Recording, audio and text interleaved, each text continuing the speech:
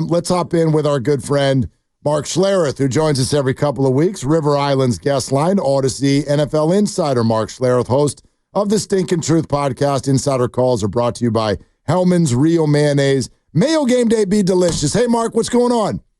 How you guys doing, man? Great to talk to you. We're fantastic. We're remembering the last time you were on. The Niners were about to play the Bills, and you were kind of thinking that, boy, we're going to see what the Niners are made of. This is make or break, and obviously they were awful. So what did that make you think about the Niners? Made me think that they're done. Like, stick a fork in them. They're like, they're still, 2 games out behind Seattle right now. Game out behind, I think they're tied with Arizona, game out behind the L.A. Rams. The L.A. Rams in that division control their own destiny, and we saw what they did to the Buffalo Bills.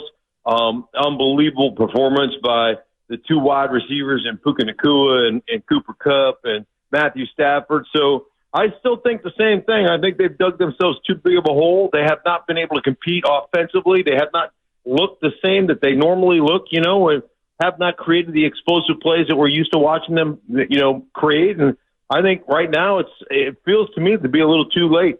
So the win over the Bears didn't do a whole lot for you. Oh, no, it was great. I mean, it did. Like, you watch it and you're like, oh, there's the Niners. Where's that team been all season?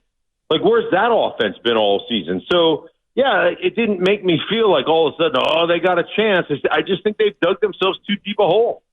And so you look at a Ram game coming up on Thursday, and you may have Nick Bosa coming back, and Trent Williams we don't yet know to be certain. But you look at this matchup with a Ram team that has Nacua this time, and Cooper Kupp maybe is going to go. Is it one of these games where the 49ers are playing well enough to maybe win this, or are the Rams just too hot right now?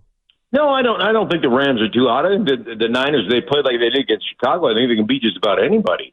That's a big if. And, it's really interesting. One of the things that the Rams have done, we talk about Kupp being back. We talk about Puka Nacua being back. We talk about all that stuff.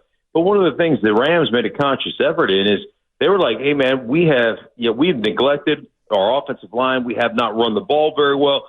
Sean McVay, anytime you talk to him, he'll always talk about the illusion of complexity. Hey, man, we're going to show you a lot of formations. We're going to motion. We're going to do a lot of things that like Kyle Shanahan does. They work together, right? But really we're a downhill run team. We want to run the football. That's what we want to do. So that's what I expect from them. I expect them to run the ball well. And those 2 wide receivers block like they're tight ends or offensive guards. I mean, those 2 guys are pretty incredible. So the one thing that they have done, because San Francisco had their way with the Rams for a while, and they made the games tighter a year ago. And the one thing the Rams have done, they've been like, hey, man, we can't beat San Francisco if we can't match them, at least close to match them physicality-wise. And so that's a change they've made. That's a conscious decision that they've made. Mark Schlereth with us on Willard and Dibbs. Stink, I wonder if you could, you probably played at a time where you didn't need to worry so much about people tweeting after games or whatever. But like, how would you feel if you won a football game and then the next day a teammate is on Twitter saying, I'm doing fine. I'm just not getting the ball. How would you react to that as a teammate? It'd irritate me and piss me off. By the way, you lead the team in drops. So, mister, I'm getting along fine. Like, the thing Deebo is a phenomenal football player. Phenomenal football player. And you became who you are because of your versatility. Because they could line you up in the backfield. I truly believe that Deebo Samuel could line up in the backfield and rush for 1,200 yards as a running back. So they ran you at the running back position. They used you in the jet sweeps, the orbit sweeps. They used you in the screen game, the bubble screen game, the rip and tear screen game. They used you, in a myriad of different ways, the deep overs and everything else. You're built like a fullback. Like, you're an incredible football player, and your versatility has made you a superstar and got you paid millions upon millions of dollars. But that's not good enough, right? Because, I'm not being paid as much as Brandon Ayuk, or I want to be an X receiver. I want to be something I'm not. I want to be a real boy. At some point, accept who the hell you are and be grateful for what they've done in creating a superstar. I don't understand why it's not good enough to be who you are.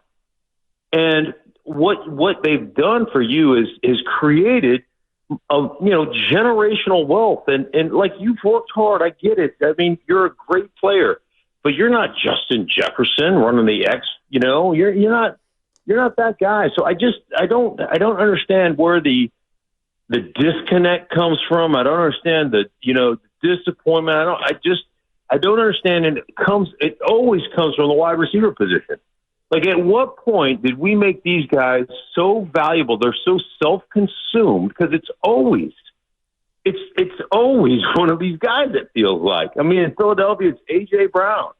At what point did we overvalue them to the point where they feel like they're above the team? I don't understand. You should make him line up one-on-one and play guard for a whole practice and get a mouthful of Rydell every play.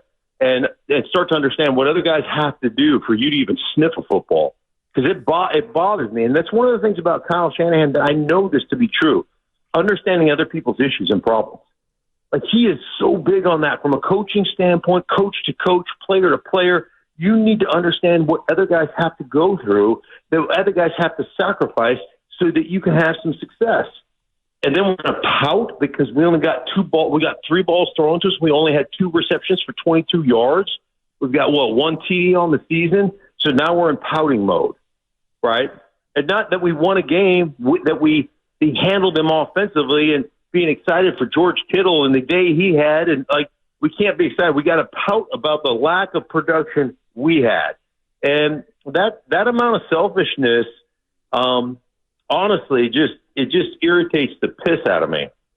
No doubt, especially when you contrast it with Jauan Jennings, Stink, and you see the way he's going out there and playing and making plays. Does that give you a little bit of a lift, seeing a player like Jauan who's kind of embodying exactly what you're talking about? Absolutely. And let me just be clear, man. I'm a huge Deebo fan. What that guy has been able to do throughout his career and the thing, for the playing the running back spot and all the different things he's done, I think it's incredible. And I think it's just one of the cool things that I've ever got to watch. And it just is bothersome, I guess. And Jauan Jennings, man, that dude, I called a game last year in San Francisco against, I think, Seattle. And that dude is they got to rip that guy off of people. He's trying to kill people. And I love it. He's just a football player. And they developed so many of those guys in San Francisco. And I don't know what the disconnect is, but, I said this a couple of weeks ago on television, man, he just seems disgruntled. It just seems like it's not the same.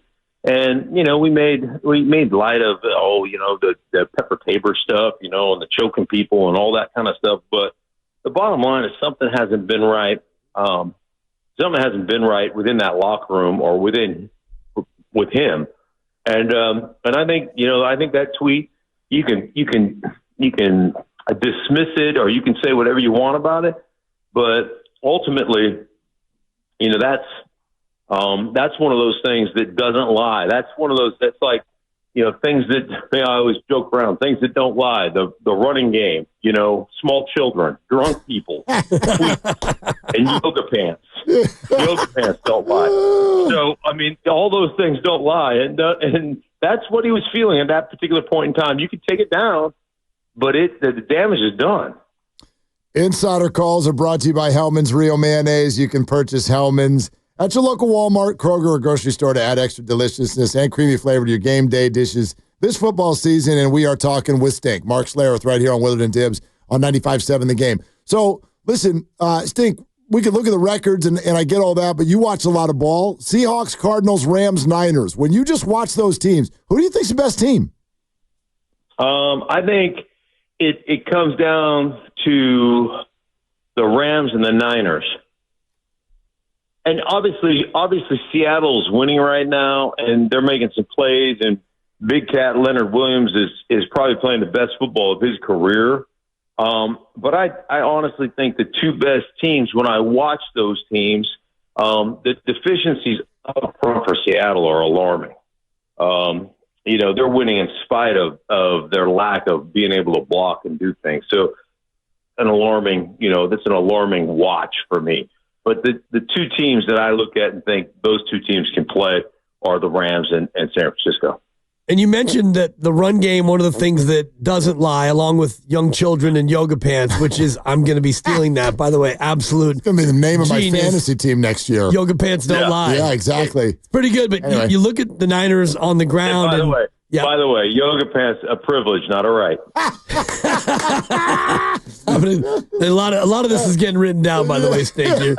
You're in your bag today. The ground game, McCaffrey out and Mason out, Garendo maybe out. Can the Niners still do it as they're down now to their fifth string running back? Yeah, isn't it incredible? Right. It goes like father, like son, man. It was just like we would one guy roll out, another guy roll in, one guy roll out, another guy roll in. You know, I remember a streak there. We had TD for 2,000 yards, and TD gets hurt in 1999, and Orlando Scary comes in and runs for 1,200 yards. And then in week 1 the next year, week 2 the next year, Orlando Scary goes out, and Mike Anderson comes in and runs for 1,400 yards. And it's like it was just a factory. So do I think they'll be able to run it? Yeah. You know, I mean, ultimately, everybody goes, well, it just is the system. It's the system, this, that, and the other. And that's, you know, that has a lot to do with it. It's a lot of the coaching. I watch more film than I probably should. But, man, there's so much good coaching.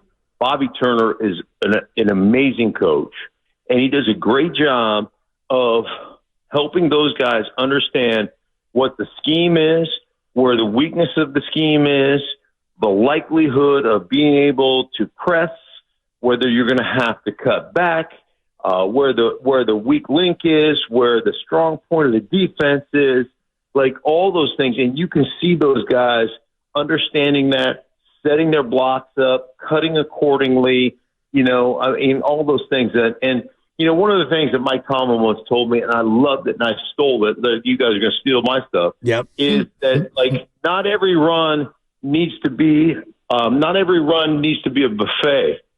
Sometimes you just need to have an appetizer. And so many backs try to make every run a buffet, every run a breakout.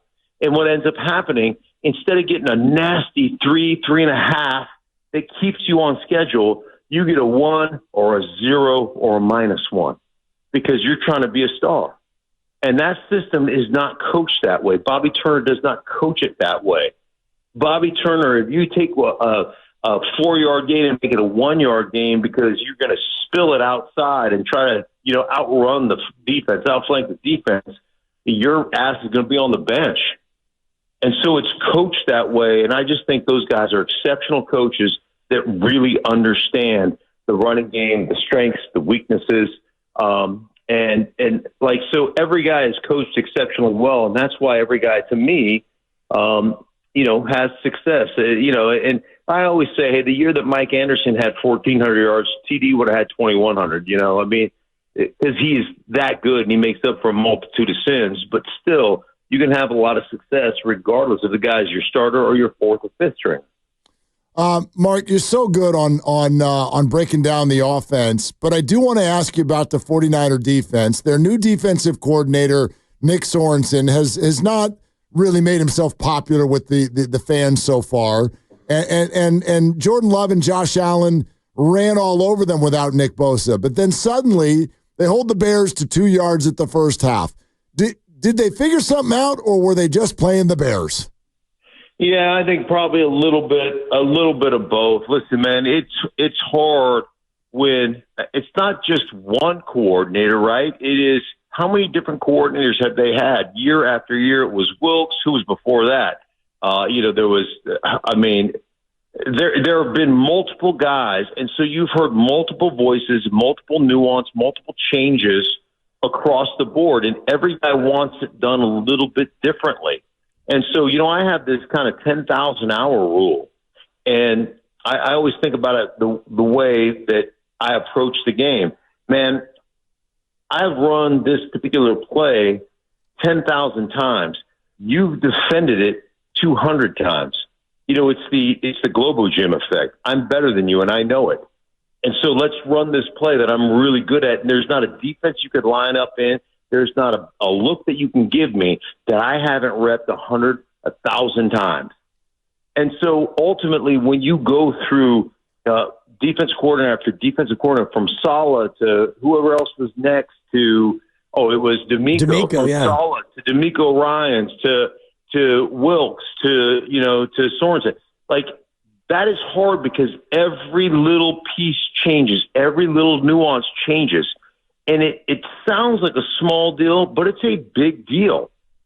And continuity is important. And then you're hearing a different voice, and then you're saying, like, you don't have success with it one time. You're like, well, shoot, when we did it with so-and-so, we had a lot of success, and I was doing it differently. I was playing this style a little bit differently. I was playing this technique a little bit differently. I was playing this leverage a little bit differently. And the way it was explained to me before made sense, but the way this guy's explaining it doesn't mean it's wrong. It just doesn't make sense. And so, like, those are hard things. Those are hard things. And, like, I even look at Seattle. Like, Seattle, we talk about your division, Seattle came in. They were awful early defensively. They actually dumped two of their starting linebackers and picked guys up off the street, and they're playing a lot better. But they've played the system for a while, and then they got a couple guys that fit better to that system. So part of great coaching is fitting your system to the guys' eyes and what they see and how they play. And so all that stuff takes time. And unfortunately, when you start a season, that's one thing you don't have. You can't say, hey, let's roll into this for 9 weeks and figure it out. It doesn't work that way. Yeah, you can't make up continuity, and you can't make up, the experience that you have with a coordinator who's been there and a team that's been there as well. I want to ask you, Mark, about philosophically what the Niners do, because they don't blitz very often, yet they don't seem to play a lot of press man coverage. How important is it for a defense to marry what you do with the front four with how you cover on the back end? Everybody, like every defensive coordinator I talk to when I sit down with them, they always talk about marrying the pass rush, with coverage. And like all those things are incredibly important. And, talking about nuance and how this stuff works, I was having a conversation with Eric Mangini today. We were just talking football. And I was like, one of the things that I always thought of as a player is on this particular play, like, I want to know the global perspective of what we're doing. I want to know what my tight end's doing. I want to know what my fullback is doing. I want to know what my halfback is doing. I want to know the releases. I want to know the depth of the routes. I want to know how many hitches the quarterback has. I want to know what the timing of the route combination, when the ball is out. I want to know all that stuff, right? So I can adjust to accordingly. And then I want to know, like, hey, where's the quarterback set up? On play pass, where is he set up? On three-step drops, like, does he drift in the pocket based upon what we're throwing? Like, all these different things are important to me, because the first thing I thought to myself as a player is, like, I'm walking up to the huddle and I go, where can I not get beat? That's my first thought is, where can I not get beat? Where do I have help? Where do I have leverage? Where do I have a fullback or a tailback releasing through the B gap? How can I funnel a guy to where there's traffic, and that traffic will help the foot traffic of a back or a tight end or whatever is going to help me block the guy. So those are the things that you think about. And when you haven't been coached, and you don't have that continuity, guess what's lost? That nuance. And the difference between being good and being average is nuance. This whole game is nuance. And there's so many little tricks, and there's so many little things that take you from good to great and great to exceptional. And when you don't have a lot of time on task, it's really hard, because you know how you learn? By getting your ass kicked. That's how you learn. I always joke around, you can't upkick a 4-eye. And for those who don't know what a 4-eye is, a 4-eye is a defensive end that's lined up on the inside shade of an offensive tackle. And an upkick is a short set where you actually fake run. Well, you know how I learned you don't upkick a 4-eye? Because when you upkick a 4-eye, it turns your body and it gives you a soft edge on the outside and a soft edge on the inside. You know how I learned that? By upkicking a 4-eye on a 3-step drop and get my ass kicked and giving up a sack. That's how I learned it, right? And I was like, oh, shoot, So we had, like, my production crew, we have a joke. like when somebody says something and maybe it doesn't make sense or something says that, or something that didn't go right, we always say, we look at each other and go, guy up kicked the 4-eye. Yeah. What a moron. Yeah. You know? All right, Stink. So even if they go 7-7 and win this game Thursday, you still think they're dust, huh? I do, unfortunately. But, hey, listen, man, I'm the biggest Niner fan because I'm a huge Kyle Shanahan fan. And you know, Mike Shanahan is a dear friend and a mentor of mine. So I'm always rooting for the Niners. But I just think they put themselves or dug themselves too big a hole. But I had a coach that used to tell me all the time, the only place you ever start on top is when you're digging a hole. So maybe they can get out of it. Well, yep. I mean, there's no doubt about the fact that it is unlikely. Mark, thanks, man. Great stuff today. All right. Be good. All right, there he is. That was Odyssey NFL insider Mark Schlereth, host of the Stinkin' Truth podcast. Insider calls are brought to you by Hellman's Real Mayonnaise Mayo. Game day be delicious.